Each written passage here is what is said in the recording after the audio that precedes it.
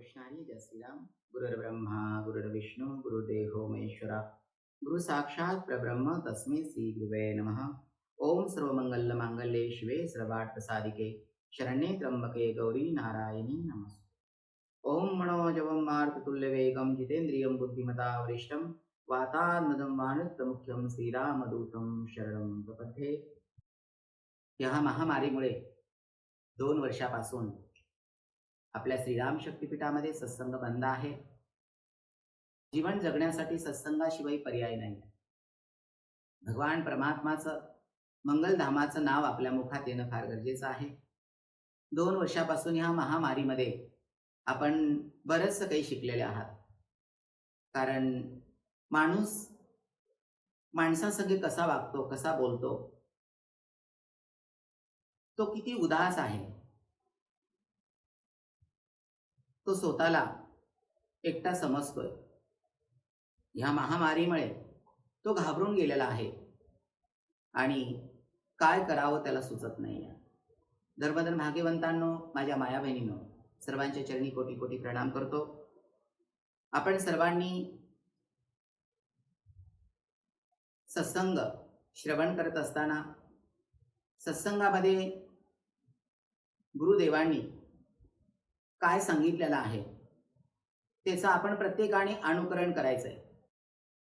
भगवान परमात्माचा सत्संग करत असताना देवाला काय आवडतं, तर देवाला आपल्या अंतरंगाचा शुद्ध भाव आवडतो.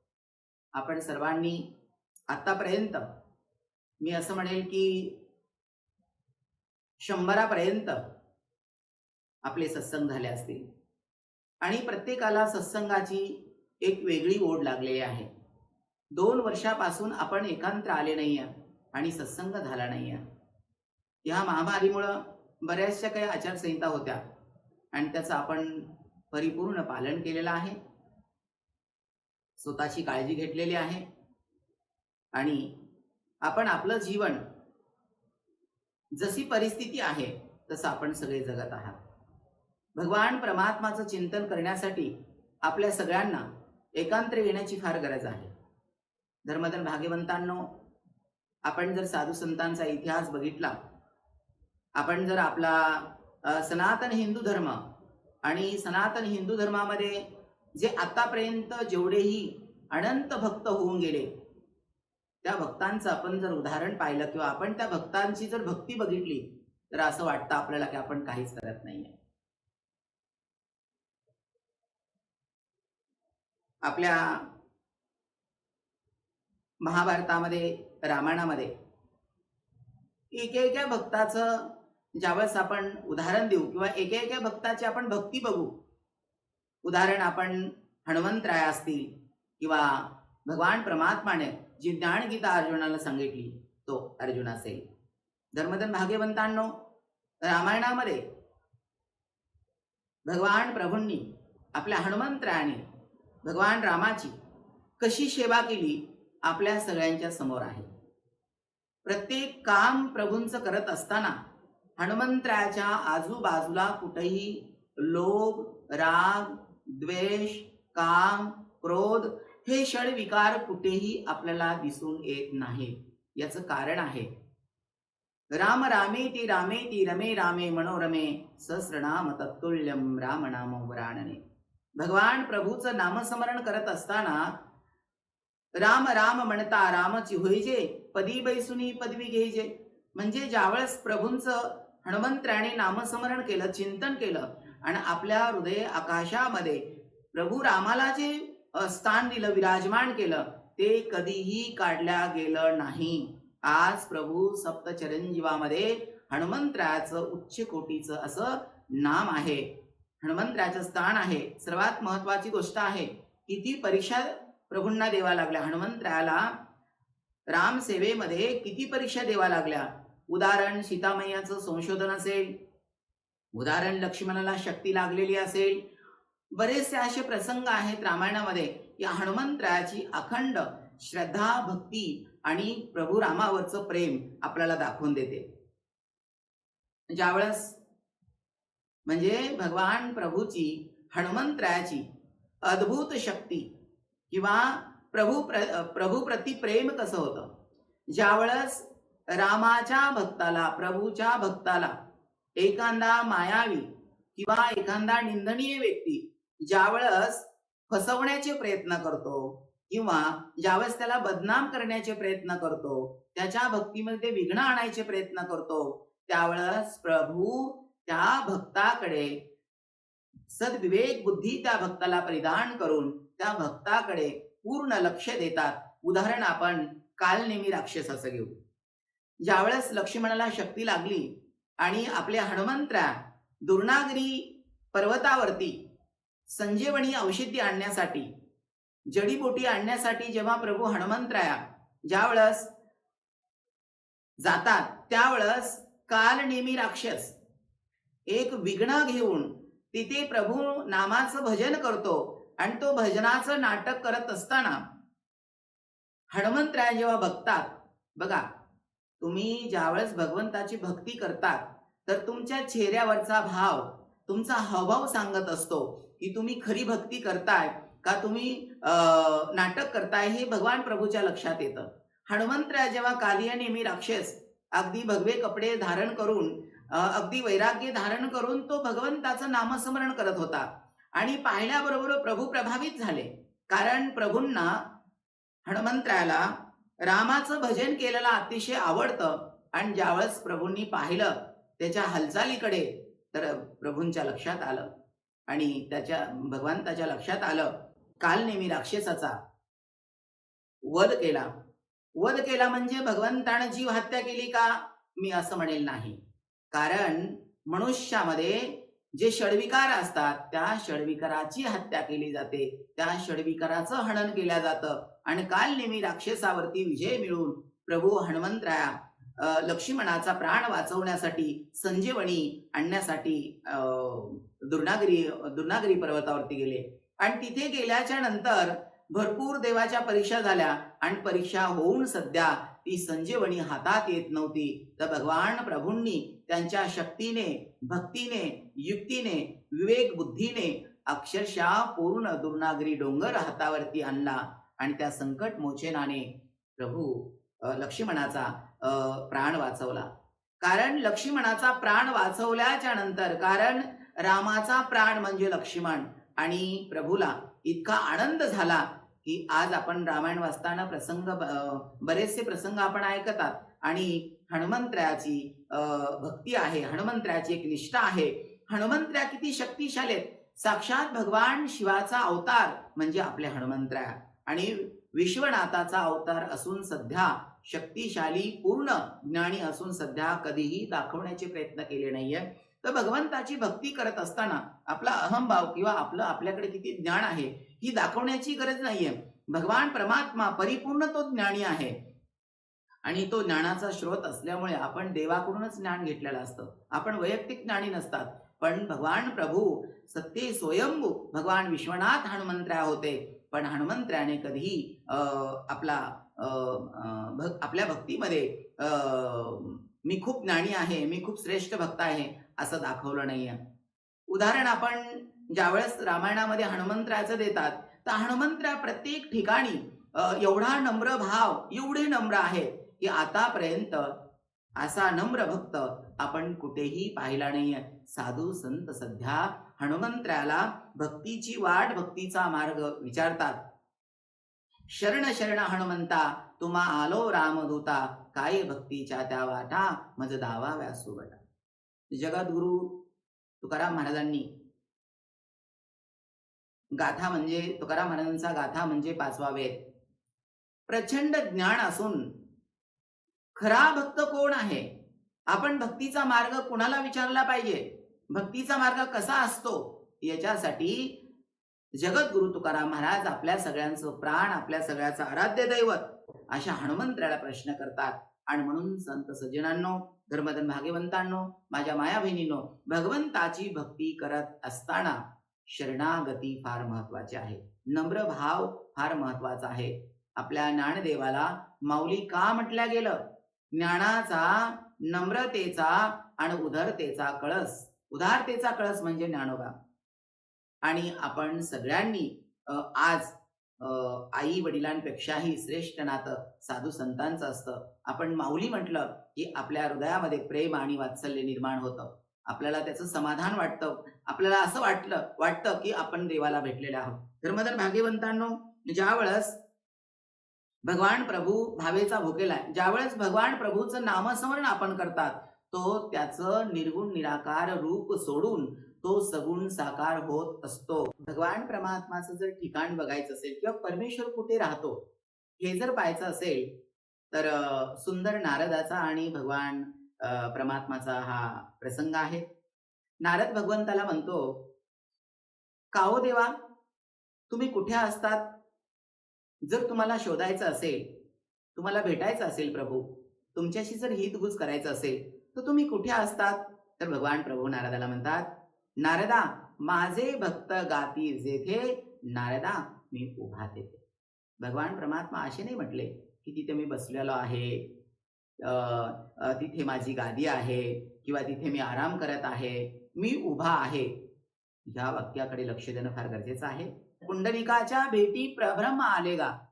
म्हणजे उदाहरण आपण नारदाचा जो प्रश्न देवाला आहे, त्याचं उत्तर जर आपण बघितलं तर प्रत्यक्षात पांडुरंग 28 युग आपण साधू संतांच्या मुखातून श्रवण करताय. 28 युगापासून ती उभे आहेत. अजूनही आपण प्रत्यक्षात बघतात. तर भगवान परमात्मा जिथे त्याचं चिंतन केलं जातो, भजन केला जातो, तो भगवान परमात्मा तिथे उभा कसा आहे? तर आपण पंढरीचा जो राणा आहे, पांडुरंग आहे, सर्वांचा प्राण, प्राणेश्वर आपण बघताय. तर 28 युगापासून तो उभा आहे. म्हणजे माझे भक्त गाती जेथे, नारदा मी उभा तेथे, असे भगवान म्हणतात. भगवान असेही म्हणतात, "a close study of the wonderful dedicated life of these gopis. जाणती मज गोपिका पार्था अन्येन जाणती तत्वतः." मी कुठे आहे? एकदा संत कबीर एका नदीच्या कडेने ते चाललेले होते. सत्संगासाठी चाललेले होते. तर संत कबीराची वाणी त्या काळी फार प्रसिद्ध होती, आताही प्रसिद्ध आहे. संत कबीराची वाणी म्हणजे अमृतालाही फिक्क पाडणारी. अमृताहुनी गोड नाम तुझे देवा. आणि ते कबीराच्या मुखावाटे ज्यावेळेस लोक ऐकायचे, समाज ऐकायचा, तर समाज कबीराचा फार वेडा होता. आणि ज्यावेळेस कबीर कबीर म्हणून या तीरावरची लोक त्या तीरावरती कबीराला आवाज देताय, कबीर कबीर म्हणून कबीराचं नामचिंतन करताय. तर कबीर म्हणताय, "कबीर कबीर क्या कहे, जा जा जमुना के तीर, एक एक गोपी के प्रेम में बह गए कोटी कोटी कबीर." म्हणजे कबीर म्हणतात की बाबांनो, मला नका मोठं म्हणू, मी मोठा नाहीये. तुम्ही भगवान श्रीकृष्णाच्या, भगवान परमात्माच्या चरणामध्ये ज्या गोपी आहेत तिथे जाऊन बघा. त्या गोपी भगवान परमात्माची कशी सेवा करताय, कशी भक्ती करताय, तेवढी तर मी करू शकत नाहीये. म्हणून भगवान परमात्मा म्हणतात, "a close study of the wonderful dedicated life of these gopis. जाणती मज गोपिका पार्था अन्ये न जाणती तत्वतः." मला गोपिका शिवाय कोणी जाणू शकत नाही, मला गोपी शिवाय कोणी जाणू शकत नाही. म्हणजे भगवंताची जी लीला आहे, भगवंताचं जे स्वरूप आहे, भगवंताची जी भक्ती आहे, त्या गोपांनी गोपींनी केली. आणि म्हणून भगवान परमात्मा स्वतः आपल्या वाणीने त्यांचं वर्णन करताय. भगवान परमात्माला एक भक्त विचारतो, "का हो देवा, तुमचा मार्ग कसा स्वीकार करायचा? तुमचा मार्ग स्वीकार करताना त्याचे नियम काय आहेत? काय करावं लागेल?" तर भगवान परमात्मा म्हणतात, "if any of you desire to follow me, let them deny themselves completely appear ego and possessions and then come unto me." माझं जर अनुकरण करायचं असेल, माझ्या भक्तीचा जर स्वीकार करायचा असेल, माझ्या मार्गाचा स्वीकार करायचा असेल, तर मी आणि माझं हे तुम्हाला सोडून द्यावं लागेल. सोडून द्यावं लागेल म्हणजे काय करावं लागेल? डिनाय, कम्प्लिटली, पूर्णपणे तुम्हाला सोडावं लागेल. आणि मग माझा मार्ग स्वीकारावा लागेल. मग मात्र मी तुम्हाला प्राप्त होऊ शकेल. कारण भगवान परमात्माची आचारसंहिता फार मोठी आहे. देवाला तुमच्या अंतरंगातला भोळा भाव आवडतो. भगवान परमात्मा ज्यावेळेस भगवंताला सहाय्य करतात त्यावेळेस त्या भगवंताच्या मर्यादा सगळ्या तो सोडून देतो. 12 वर्षे श्रीखंड्याच्या रूपामध्ये एकनाथ महाराजांच्या, ज्याला आपण ब्रह्ममूर्ती म्हणतात,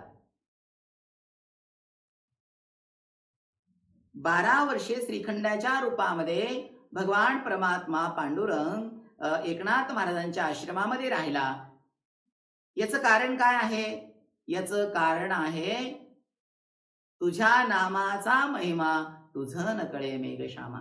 कारण तुझ्या नामाचा महिमा देवा तुला सध्या माहित नाही. कारण एकदा तुझं नामस्मरण केलं, एकदा तुझ्या नामाशी मी एकरूप झालो की तो आपोआप त्या भक्ताशी एकरूप होतोस.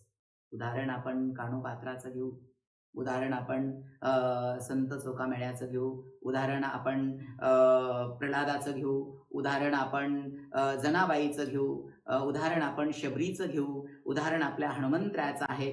असे बरेचसे उदाहरण आहेत की भगवान परमात्मा त्याची भक्ती केल्याच्या नंतर, पूर्णपणे त्याला समर्पण झाल्याच्या नंतर भगवान परमात्मा त्या भक्ताचा होतो. भगवान परमात्माचं नाव जगामध्ये जर तरुण जायचं असेल तर एकमेव भगवंताचं नाव श्रेष्ठ आहे. God is truth and truth is God, God is everywhere. कारण भगवंताचं नाव एक सत्य आहे, एक भगवंत सत्य आहे आणि भगवंत चराचर पूर्ण ह्या ब्रह्मांडामध्ये, सृष्टीमध्ये व्यापलेला आहे, असे ज्ञानी महात्मे आपल्याला सांगतात. आपल्या मनुष्याला असं वाटतं की मीच खरा आहे, मीच बरोबर आहे. पण मनुष्य दोष गुणांनी बरबटलेला असतो, दोष गुणांनी तो कुठेतरी थांबलेला असतो आणि त्याला उठवून चालायचं असेल तर हे दोष गुण घालवण्यासाठी गुरुची, सद्गुरूची फार गरज असते. म्हणून आपण ज्यावेळेस संतांच्या मार्गात जातात त्यावेळेस आपण ह्या सगळ्या गोष्टी सोडून आपण पुढे जातात. भगवंताचा मार्ग जर आपल्याला प्राप्त करायचा असेल तर गुरुशिवाय आपल्याला मार्ग नाही, सत्संगाशिवाय मार्ग नाही आहे. आपले गुणदोष जर सोडायचे असतील तर महापुरुष म्हणतात, don't be afraid to keep up the good, to go for the great. जर उत्तमता तुम्हाला प्राप्त करायची असेल, करून घ्यायची असेल तर आपला एखादा गुण सोडताना नाराज होऊ नका. भगवान परमात्मा हा शोधण्याची वस्तू नाहीये आणि जर शोधायचा असेल तर बाहेर शोधण्याची वस्तू नाहीये. Peace comes from within, do not seek it without. कारण देव बाहेर शोधण्याची वस्तू नाही, तर तो भगवान परमात्मा तुमच्याच मध्ये आहे आणि तुमच्यामध्ये जर तुम्हाला शोधायचा असेल तर एका सद्गुरूची आवश्यकता, एका सद्गुरूची गरज आहे. आपण भगवान परमात्माचं स्वरूप बघताना ज्ञानी महात्मे सांगतात तो भगवंत कसा आहे? Brahma is bigger than the biggest and समृद्ध दॅन द स्मॉलेस्ट. लहानाहून लहान, महानाहून महान भगवान परमात्मा अति सूक्ष्म, म्हणजे अतिशय आपल्या दृष्टीनं न दिसणारा, सूक्ष्म दृष्टीने जरी पाहिला तरी तो दिसत नाही. पण जेव्हा एका सद्गुरूची दृष्टी आपल्याला प्राप्त होते तर ते भगवान परमात्माचं स्वरूप आपण जाणू शकतात. आणि महानाहून महान, गगनाहून वाढ नाम आहे, म्हणजे पूर्ण सृष्टीचा, ब्रह्मांडाचा मालक. ज्यावेळेस प्रल्हादाने भगवान परमात्माचं हरिनामाचं कीर्तन केलं, हरिनामाचं चिंतन केलं आणि तो नरसिंह भगवान खांबामधून प्रगट झाला. भगवान प्रल्हादाचं म्हणजे त्याच्या भक्तीचं, त्याच्या प्रेमाचं महत्त्व सांगण्यासाठी भगवंताला प्रगट व्हावं लागलं. शबरीने अखंड भगवंताचं चिंतन केलं, सद्गुरूवरती विश्वास ठेवला आणि भगवान प्रभूंनी, मातंग ऋषींनी सांगितलं की बघ आता माझं कार्य संपलं, मी चाललोय. पण भगवान प्रभू अयोध्यामध्ये दशरथाचा मुलगा, ज्याने सृष्टीच्या रक्षणासाठी अवतार घेतलेला आहे आणि मर्यादा पुरुषोत्तम नामाने तो गाजलेला आहे. सर्व सृष्टी त्याला मर्यादा पुरुषोत्तम म्हणते आणि तो मर्यादा पुरुषोत्तम तुझ्याकडे येणार आहे, तुला भेटणार आहे. आणि जोपर्यंत राम मर्यादा पुरुषोत्तम तुला भेटत नाही तोपर्यंत तुझं कार्य इथे करायचंय. आणि शबरी रोज जंगलातून बोरं आणायची, फुलं आणायची, रोज ते फुलं आतरायची. आज माझे राम येतील, उद्या माझे राम येतील, परवा माझे राम येतील, असं करता करता कित्येक वर्ष झाले शबरी भगवान प्रभूची भक्ती करत होती, चिंतन करत होती, वाट पाहत होती. भगवान भावेचा भोगलेला आहे. शबरीने झाडाचं बोर तोडावं, आपण स्वतः खावं, म्हणजेच गोड आहे की आंबट आहे हे आपण बघावं आणि गोड असेल ते त्या टोपलीमध्ये ठेवावं आणि आंबट असेल ते टाकून द्यावं. आणि असं करता करता शबरीने कित्येक वर्ष सेवा केली आणि एक दिवस भगवान मर्यादा पुरुषोत्तम भगवान राम, पूर्ण विश्वाचा प्राण, पूर्ण विश्वाचा आनंद, राम तिथे गेला आणि शबरीच्या डोळ्याला विश्वास बसेना. पहिले चरण कमल रामाने फुलावरती ठेवले आणि शबरी रामाला प्रश्न करत होती की, का रे बाबा, तू कोण आहेस? हे फुलं माझ्या रामासाठी आतरले, माझ्या रामाची वाट बघते, रामाचा अधिकार आहे फुलांवरती पाय ठेवण्याचा, चरण ठेवण्याचा. तर भगवान प्रभू म्हणतात, आईसाहेब, मीच तो राम, तुम्ही ज्या रामाची वाट बघतात, हो, मी अयोध्या नगरीचा दशरथ, राजा दशरथ, दशरथाचा राम, आणि हा माझा बंधू लक्ष्मण. आम्ही राम लक्ष्मण आहात, ज्याची तुम्ही वाट बघताय. आणि शबरीला विश्वास पटना. शबरीने चरण कमल भगवंताचे स्वतःच्या आनंदाश्रूने धुतले आणि शबरी भगवानाला शरण गेली. शबरीने जे भगवंतासाठी जे बोर आणले होते ते प्रत्यक्षात प्रभूने खाल्ले आणि तेच भगवान श्रीकृष्ण सिद्ध वाणीने म्हणतात, पत्रम पुष्पम फलम तोयम यो मे भक्त्या प्रयश्यती. भगवान परमात्मा त्याचा स्वीकार करतो. म्हणून आपण सगळ्यांनी जर देवाचं रूप बघायचं असेल तर साधू संत म्हणतात, जे जे दृष्टी दिसे ते ते हरिरूप. म्हणजे जे जे आपण डोळ्यानं बघताय ना ते ते भगवंताचं स्वरूप आहे. म्हणते कसं आहे? The infinite inexhaustible and variety reservoir of all energies. भगवंताचे अनंत रूप आहेत, अनंत शाखा आहेत आणि भगवंत एक शक्तीचे भंडार आहेत. आणि ते शक्तीचं भंडार जर प्राप्त करून घ्यायचं असेल, ब्रह्मा आले हाता मग कैची चिंता. एकदा देवच जर तुमचा झाल्याच्या नंतर ह्या सृष्टीमध्ये तुम्हाला काय कमी आहे? कारण नेहमीच भगवंताचे भक्त श्रीमंत असतात. धर्मधर भाग्यवंतांनो, आपण जीवन जगत असताना साधू संतांचा मार्ग फार महत्वाचा आहे. आपण साधू संतांच्या मार्गात जर आपण गेला नाहोत, आपण साधू संतांचा मार्ग जर स्वीकारला नाही, तर मला नाही वाटत की जीवनामध्ये आनंद, शांती, समाधान हे आपल्याला कुठे मिळेल. आपण पुस्तकं जर वाचले, आपण ग्रंथ वाचले, तर निश्चित आपल्याला थोडंफार ज्ञान होईल, निश्चित आपल्याला लक्षात येईल जीवन. पण परिपूर्ण माणूस हा जन्म, मनुष्य हा जन्म किती महत्वाचा आहे. 84 लक्ष युनीचं भ्रमण करून हा मनुष्य जन्मामध्ये कसा आलेला आहे याचं आपल्याला ज्ञान होणार नाहीये. म्हणून आपला आध्यात्मिक सद्गुरू आपल्या जीवनामध्ये असणं फार गरजेचं आहे. आध्यात्मिक सद्गुरू आपल्या जीवनामध्ये का बरं असायला पाहिजे? की आता या अशा कोणत्या कलियुगामध्ये वेगवेगळ्या प्रकारचे प्रसंग आपण बघताय. ज्या वेळेस भगवान परमात्मा गीतेमध्ये म्हणतात, जेव्हा गंगा मलिन होते, गंगेचं पाणी मलिन होतं, ज्यावेळेस साधूवरती अन्याय होतो, छोट्या छोट्या चिमुकल्या मुलीवरती अन्याय होतो, स्त्री बंधनात टाकल्या जाते, स्त्रियांवरती अन्याय होतो, वेली वृक्ष नष्ट होतात, डोंगर नष्ट होते आणि गायीला चारा मिळत नाहीये, गायीची हत्या होते. म्हणजे ज्यावेळेस ह्या मृत्यू लोकामध्ये पृथ्वी तलावरती जेव्हा अधर्म माजतो, त्यावेळेस मी निर्गुण निराकार प्रत्यक्षात जन्म घेतो, म्हणजे अवतार घेतो. भगवान श्रीकृष्ण अर्जुनाला म्हणतात, यदा यदा हि धर्मस्य ग्लानिर्भवति भारत अभित्थानं धर्मस्य तदात्मानं सृजाम्यहं परित्रणाय साधूनां विनाशाय च दुष्कृतम् धर्म संस्थापनार्थाय संभवामि युगे युगे.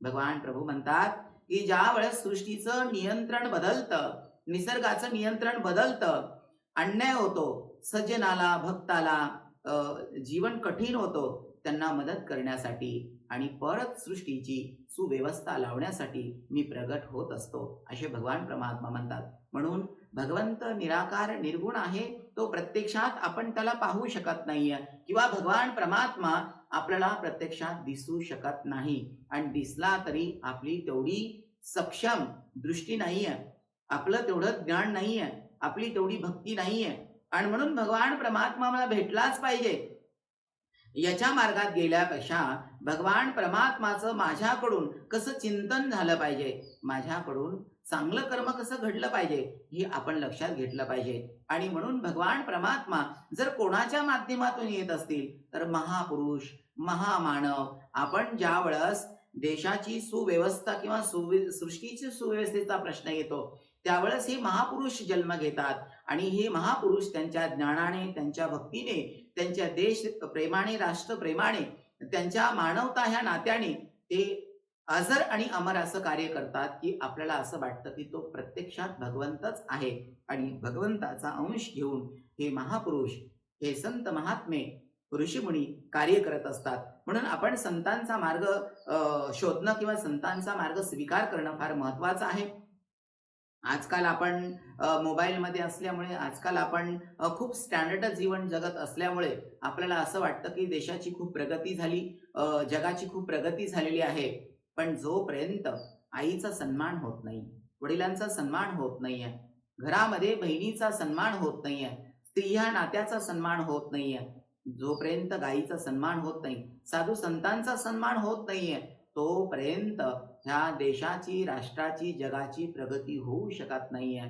कारण जीवाचा द्वेष करून प्रगती होऊ शकत नाहीये. प्रत्येक जीवाचा सन्मान करून प्रगती होईल आणि म्हणून आपण प्रत्येक जीवाचा सन्मान माझ्याकडून होईल, प्रत्येक जीवाचा आपण सन्मान करू, या प्रकारचं आपण जीवन जगलं पाहिजे. आपण सगळ्यांनी भगवंताचं चिंतन करत असताना मी किती हुशार आहे, मी किती ज्ञानी आहे, मी किती चिंतन करतोय हे बाजूला ठेवून त्याची आचारसंहिता आपण स्वीकार करायला पाहिजे. काळ वेळ नाम उच्चारिता नाही, दोन्ही पक्षे पाही उद्धरती. भगवंताचं नामस्मरण करत असताना त्याला टाइम टेबल, काळ वेळाची गरज नाही, टाइम टेबलची गरज नाहीये. तुम्ही केव्हाही उठल्या बसत्या, केव्हाही उठता बसता केव्हाही तुम्ही नामस्मरण करू शकतात. उदाहरण आहे की तुम्ही स्वयंपाक करताय तर तुम्ही हरिपाठ म्हणाल, श्रीराम जय राम जय जय राम म्हणाल, रामकृष्ण हरीचा जप कराल.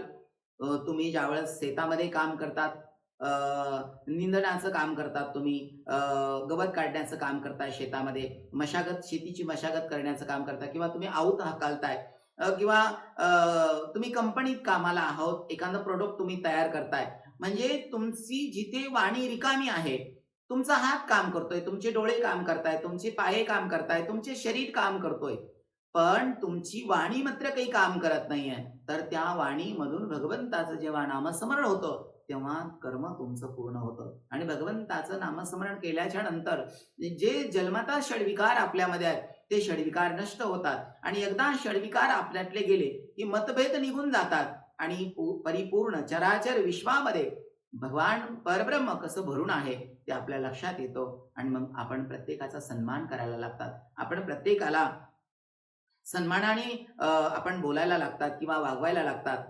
जीवनामध्ये सन्मान नसेल पण माणसाचं जीवन पूर्ण नाहीये.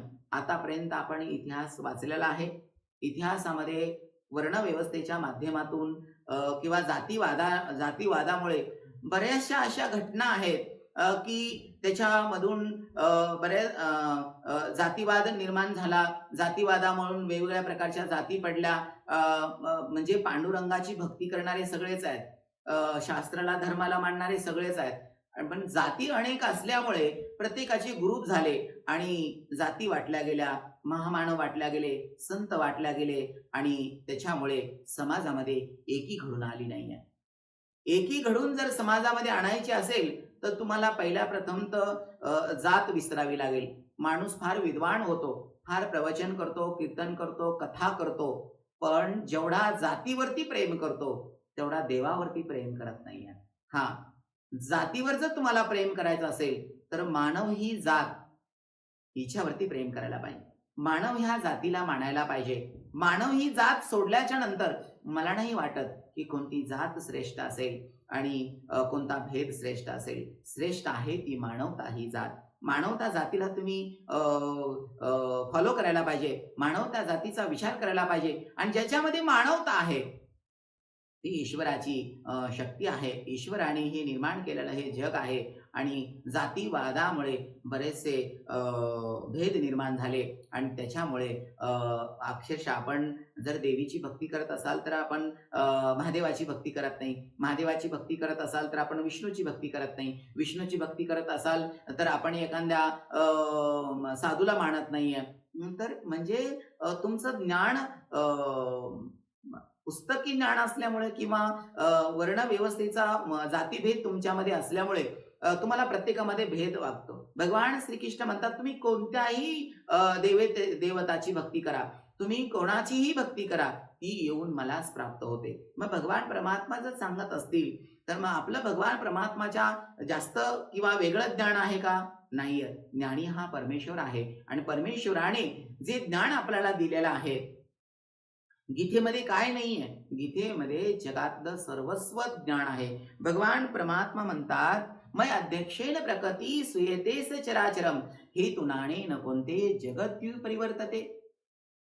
अर्जुना, ह्या सृष्टीचा, ह्या पृथ्वीचा, ह्या मृत्यूलोकाचा मी अध्यक्ष आहे आणि माझ्या अध्यक्षाखाली ही पूर्ण सृष्टी काम करत आहे.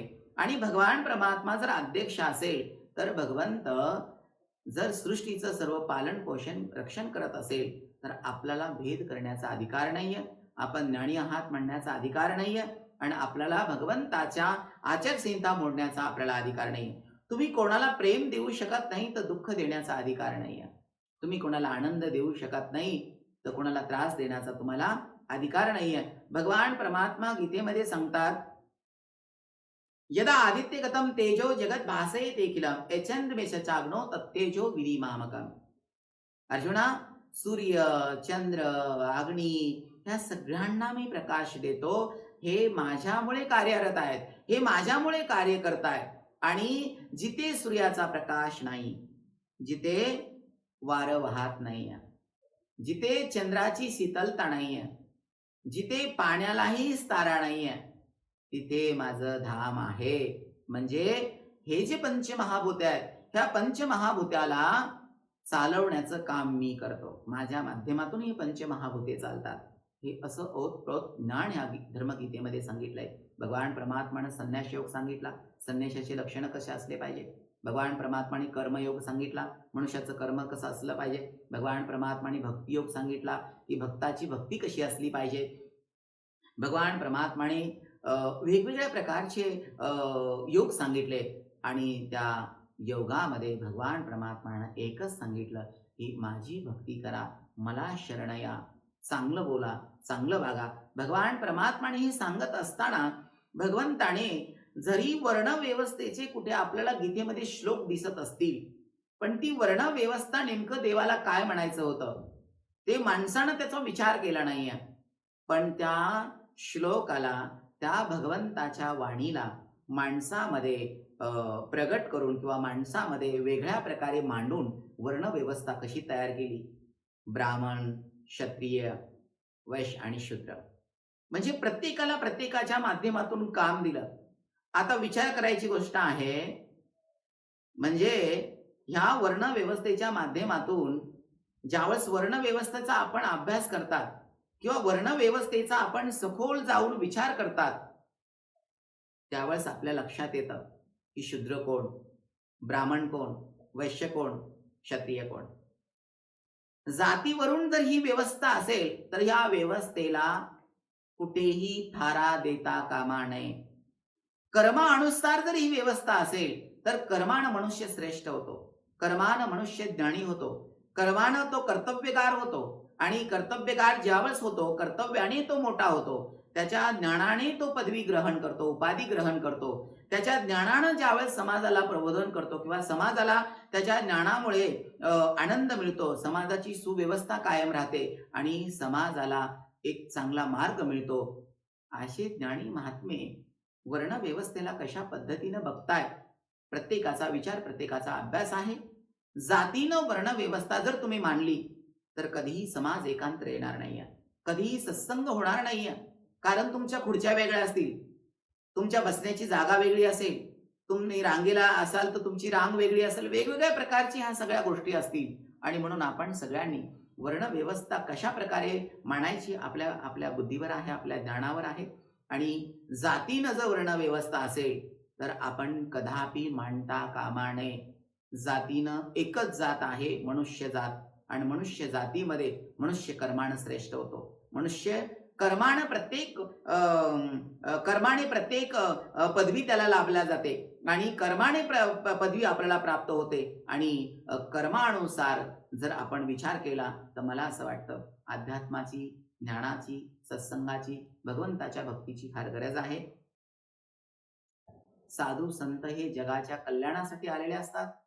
साधू संत हे नेहमी जगाची सुव्यवस्था सांभाळण्याचं, सुव्यवस्था निर्माण करण्याचं, समाज आनंदी सुखी राहावा याचं कार्य करत असतात. म्हणून साधू संतांवरती कसल्याही प्रकारे संशयवृत्ती घेता कामा नये. साधू संतांची निंदा करता कामा नये. आपल्या धर्मशास्त्रामध्ये 3 महापाप सांगितलेत: परनिंदा, परधन आणि परनारी. हे जर आपण सगळ्यांनी लक्षात घेतलं तर मला असं वाटतं कोणाच्याही नखामध्ये दुःख भगवंत देणार नाहीये. भगवंताचं कामच आहे आपल्या सगळ्याला आनंद देण्याचं. आणि म्हणून आपण सगळ्यांनी साधू संतांचा अभ्यास करायला पाहिजे. आपण ग्रंथ वाचायला पाहिजे.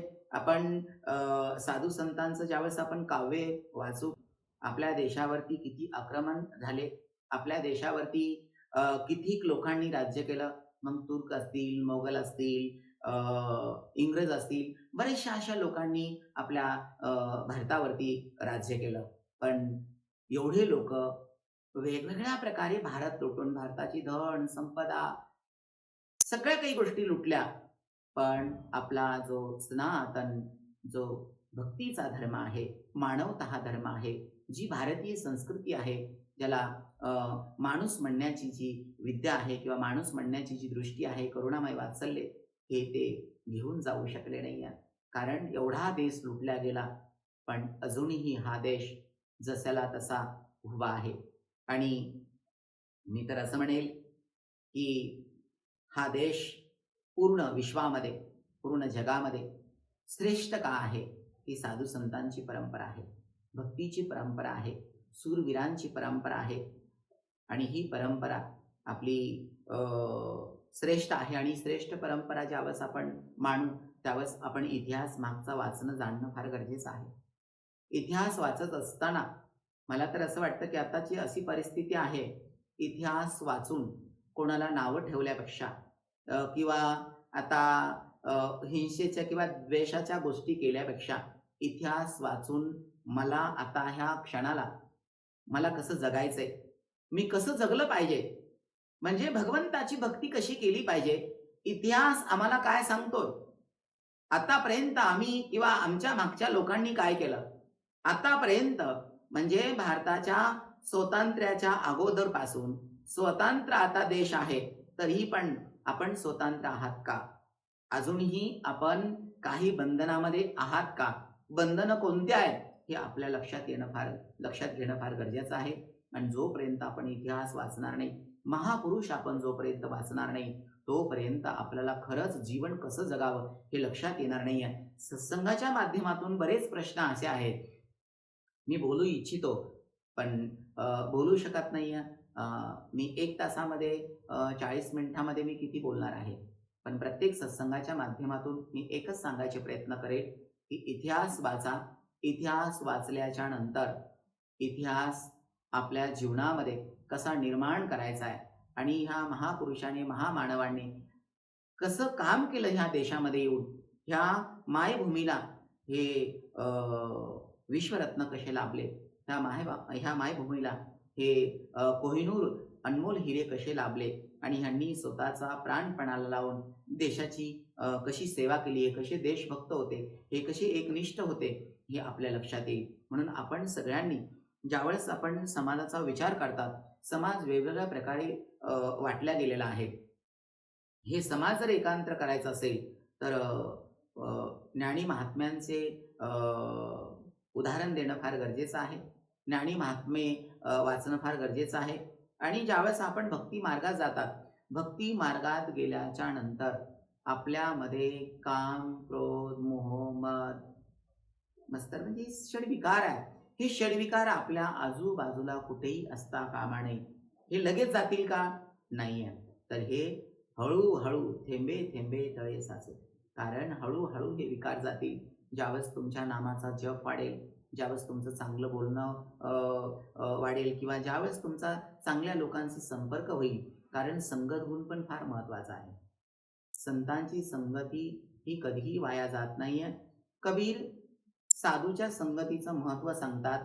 एक घडी आधी घडी आधी में कोणी आद, कबीर संगत साधू की कठे कोठी अपराध. साधूच्या संगतीत गेल्याच्या नंतर अनंत जन्माचे म्हणजे काही क्षण जरी साधूची संगती झाली तर कबीर म्हणतात की अनंत जन्माचे काही कोटी अपराध असतील ते क्षणात नाहीसे होतात. याचं कारण काय आहे? याचं कारण आहे साधूच्या संगतीत गेल्याच्या नंतर आपण चांगलं बोलायला शिकतात, आपण चांगलं वागायला शिकतात, आणि सगळ्यात महत्वाची गोष्ट की आपण भगवंताचं नामस्मरण घ्यायला शिकतात. आपण भगवंताचं भजन करतात, आणि भगवंताचं भजन केल्याच्या नंतर मनाचे विकार म्हणजे बाह्य अंग साफ करण्यासाठी जसे साबण लागतो तसा अंतर अंग साफ करण्यासाठी, मन बुद्धीची मशागत करण्यासाठी, शुद्धता करण्यासाठी फक्त आणि फक्त रामनामाचा साबण आणि संतांची संगती फार महत्वाची आहे. गुरुचं महत्व सांगत असताना कबीर म्हणतात, गुरुबिन माला फेरते गुरुबिन देते दान, गुरुबिन सब निष्फल गया पूछो वेद पुराण. कबीर म्हणतात जोपर्यंत आपण म्हणजे सद्गुरूचा अनुग्रह आपण जोपर्यंत घेऊ शकत नाहीये तोपर्यंत आपण कितीही दान धर्म केलं तर हे सगळं निष्फळ आहे. कारण की सद्गुरू जेव्हा आपल्या जीवनामध्ये येतात त्यावेळेस दान कोणाला करावं, किती करावं, केव्हा करावं, कसं करावं, दानाचे बरेच प्रकार दान महिमामध्ये आपल्या सनातन वैदिक धर्मामध्ये किंवा आपल्या हिंदू धर्मामध्ये सांगितलेले आहेत. आपल्या हिंदू धर्मामध्ये दानाचा महिमा सांगत असताना कबीर म्हणतात की जोपर्यंत सद्गुरूची प्राप्ती होत नाहीये तोपर्यंत दान कुठे करावं, केव्हा करावं आणि कसं करावं हे आपल्या लक्षात येत नाहीये. म्हणून कबीर म्हणतात गुरुबिन माला फेरते गुरुबिन देते दान. म्हणजे गुरु नसताना आपण जर नामाचा जप केला, कितीही माळाचा जप करत गेले तर तो जप आपल्याला पावणार नाही. याचं कारण आहे की जोपर्यंत सद्गुरू आपल्याला प्राप्त होत नाहीये, सद्गुरूचा मंत्र आपल्या कानामध्ये येत नाहीये तोपर्यंत त्या मंत्राची शक्ती हृदयापर्यंत पोहोचू शकत नाही. तोपर्यंत आपल्या अंतरी मनाचे दोष जाणार नाहीये, चांगलं वाईट खरं खोटं आपल्याला कळणार नाहीये. आणि म्हणून सद्गुरू आपल्या जीवनामध्ये किती महत्वाचे आहेत कबीर सांगतात. कबीर म्हणतात जर माझ्यावर तुम्हाला विश्वास नसेल तर तुम्ही वेद बघा, शास्त्र बघा, पुराण बघा. वेद पुराण शास्त्र हे सर्व सांगतात. अक्षरशः श्रुती वचन बोलते. श्रुती म्हणते की गुरु शिवाई अनुभव तुम्हाला येऊ शकत नाही, गुरु शिवाई ज्ञान तुम्हाला कोणी देऊ शकत नाही, गुरु शिवाई तुम्हाला ज्ञान प्राप्त होऊ शकत नाही. गुरु ह्या मृत्यू लोकांमध्ये किती श्रेष्ठ आहे अक्षरशः वेद पुराणांनी शास्त्रांनी वर्णन केलेलं आहे. वेद सांगतात मातृदेव भव, पितृदेव भव, आचार्य देव भव, अतिथी देव. कारण आई वडिलांनाच देव माना, आपल्या गुरुवर्यांनाच देव माना, अतिथी आपल्याकडे येतो त्यांनाच देव माना. म्हणजे आपल्याला जे पूजनीय लोक आहेत त्या लोकांमध्ये प्रत्यक्षात तुम्ही देव माना. आपल्या ज्यावेळेस सद्गुरू जीवनामध्ये येतात त्यावेळेस आपण प्रत्येकामध्ये ईश्वराचं स्वरूप, प्रत्येक ईश्वराचा अंश आपण बघतात. आणि म्हणून आपण सगळ्यांनी साधू संतांच्या मार्गाला जात असताना साधू संतांचा अभ्यास करणं, त्यांच्यावरती विश्वास ठेवणं, त्यांच्या वाणीवरती विश्वास ठेवणं फार महत्वाचं आहे. आपल्या जीवनामध्ये जर गुरु नसतील आणि आपण जर कितीही अभ्यास केला, कितीही आपण मोठे झाले तरी आपण ज्ञानी होऊ शकत नाही. कारण ज्ञानाचा मार्ग वेगळा असतो, ज्ञानाची उंची वेगळी असते. आणि त्या ज्ञानाच्या उंचीमुळे ज्ञानाची उंची आपल्यामध्ये भेद ठेवत नाहीये, आपल्यामध्ये द्विधा मनस्थिती ठेवत नाहीये, आपल्यामध्ये संशय ठेवत नाहीये. आपली संशयवृत्ती नष्ट होते, आपल्यामधला भेद नष्ट होतो जेव्हा आपण सद्गुरूची प्राप्ती करतात किंवा सद्गुरूचा मार्ग आपण स्वीकार करतात. म्हणून आपल्या धर्मामध्ये गुरुवर्यांचं फार महत्त्व आहे. आपण ज्यावेळेस धर्म सांगतात किंवा आपण गुरुवर्यांची महती सांगतात, तर भगवान परमात्मा सांगत असताना म्हणजे भगवान गुरु गीतेमध्ये अ, माता पार्वतीला सांगतात, "अखंड मंडलाकारं व्याप्तं येन चराचरं तत्पदं दर्शितं येन तस्मै श्री गुरुवे नमः." गुरुर्ब्रह्मा गुरुर्विष्णू गुरुर्देवो महेश्वरा गुरु साक्षात परब्रह्म तस्मै श्री गुरुवे नमः. म्हणजे ब्रह्मा विष्णू महेश, म्हणजे जो सृष्टी निर्माण करतो, सृष्टीचं जो पालन करतो, सृष्टीचा जो संहार करतो, हे तिन्ही देवता सद्गुरूमध्ये प्रत्यक्षात विराजमान आहेत. हे तिन्ही देवताचे गुण त्या सद्गुरूमध्ये असतात आणि सद्गुरू आपल्या ज्ञानाच्या प्रभावाने, ज्ञानाच्या चैतन्याने आपल्यामधला अंधार नष्ट करतो आणि आपल्याला माणसासारखं जगण्याचं आपल्याला शिकवतो. म्हणून आध्यात्मिक गुरु जर आपल्या जीवनात नसेल, तर आपली प्रगती होऊ शकत नाही. आपण श्रीमंत व्हाल, खूप पैसे कमवाल, विद्वान व्हाल, पण मनाचा आनंद आपल्याला प्राप्त करता येणार नाही. मनाची शांती आपल्याला प्राप्त करता येणार नाही. कारण आनंद आणि शांती हे सद्गुरू त्याचं मेन ठिकाण आहे. आनंद आणि शांती फक्त आणि फक्त सद्गुरूच्या चरणी आपल्याला प्राप्त होऊ शकते. म्हणून आध्यात्मिक जीवन जगत असताना आपल्या सद्गुरूचं फार महत्त्व आहे. साधू संतांनी, शास्त्रांनी, वेद पुराणांनी हे वर्णन गुरुचं केलेलं आहे. म्हणून आपण सद्गुरूला शरण जाणं फार महत्त्वाचं आहे. आदिनाथ गुरु सकळ सिद्धांचा मच्छिंद्र तयाचा मुख्य शिष्य. आदिनाथ गुरु सकळ सिद्धांचा भगवान विश्वनाथ पूर्ण ब्रह्मांडाचा सद्गुरू आहे. कारण गुरु ही परंपरा फार श्रेष्ठ आहे.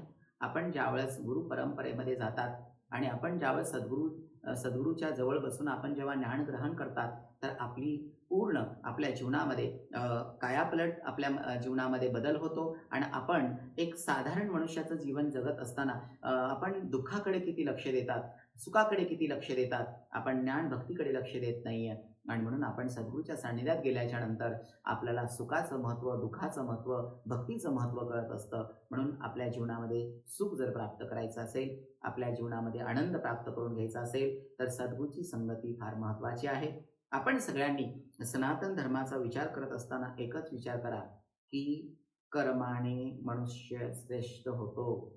कर्माने मनुष्य त्याच्या कर्तव्याने मनुष्य मोठा होत असतो. म्हणून आपलं कर्म कर्तव्य विसरू नका.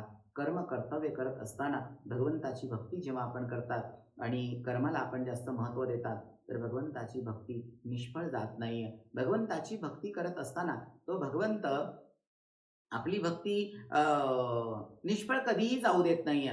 कारण तो इतका कृपा सिंधू आहे, इतका कृपाळू आहे. भगवान म्हणतात, "पत्रं पुष्पं फलं तोयो यो मे भक्त्या प्रयश्यति." भगवान परमात्मा भक्ताचा भाव बघून निर्गुण निराकार सगुण साकार होतो आणि त्या भक्ताची जी दिलेली जी पूजनाची जी पानफूल आहे, आपण नैवेद्य म्हणून देवाला देतात, त्याचा स्वीकार करत असतो. म्हणून भगवंत आहे, होता, राहणार आहे. काल भगवंत होता, आज आहे, भविष्यात राहणार आहे. आपण आज आहात, उद्या नाही. कारण जीव आणि शिव याच्यामध्ये जमीन आसमानचा फरक आहे. शिव तत्व जर प्राप्त करून घ्यायचं असेल, तर सात्विकता फार महत्त्वाची आहे. भगवंताची भक्ती करायची असेल, तर सद्गुरूची फार गरज आहे. म्हणून आजच्या सत्संगाला बरेच गुरुदेव बोलले. आपण सगळ्यांनी खूप छान श्रवण केलं. सर्वांच्या भक्तीला प्रणाम करतो. बोलताना शब्द इकडे-इकडे झाला असेल, तर याचा चांगला विचार करा आणि मला काय म्हणायचंय, गुरुदाला काय म्हणायचंय, एवढं सगळ्यांनी लक्षात घेतलं पाहिजे. सर्वांना रामकृष्ण हरी. जय श्री